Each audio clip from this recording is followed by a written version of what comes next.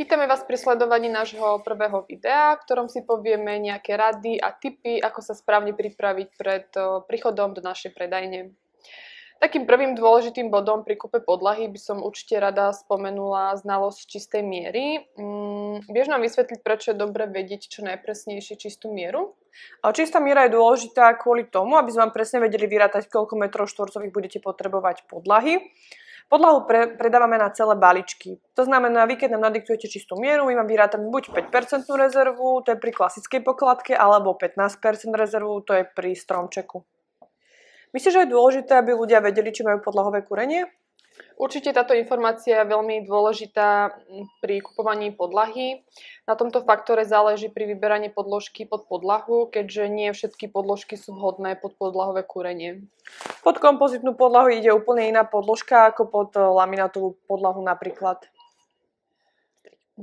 Pri montáži podlahy vznikajú dilatačné špáry medzi stenou a podlahou. Ako by si vyriešila tento problém? Určite by som použila soklové lišty, ktoré sú veľmi potrebné. Soklové lišty máme rôzne. Máme buď biele farby, čo sú teraz veľmi trendy, alebo vo farbe podlahy. Máme aj rôzne materiály, plastové, kompozitné, drevené lišty a je dôležité, aby ste si zmerali obvod všetkých izieb, aby sme vám presne vedeli vyrátať, keďže každá lišta má inú dĺžku. Myslíš, že sú potrebné nejaké doplnky k soklovým lištám? Určite. Niektoré lišty soklové sa dajú zarezávať, čiže k nim nepotrebujete také tie ukončenia. Pri niektorých lištách sa to vyslovene ani nevyrába.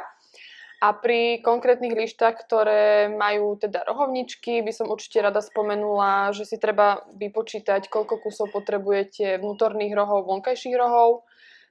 Taktiež aj spojky, tá sa dáva, keď máte dlhšiu stenu ako je lišta, a určite aj ukončenia ľavé práve, ktoré sa väčšinou dávajú k dverám.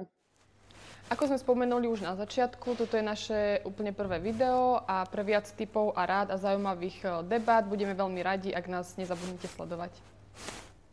Ďakujeme za pozornosť.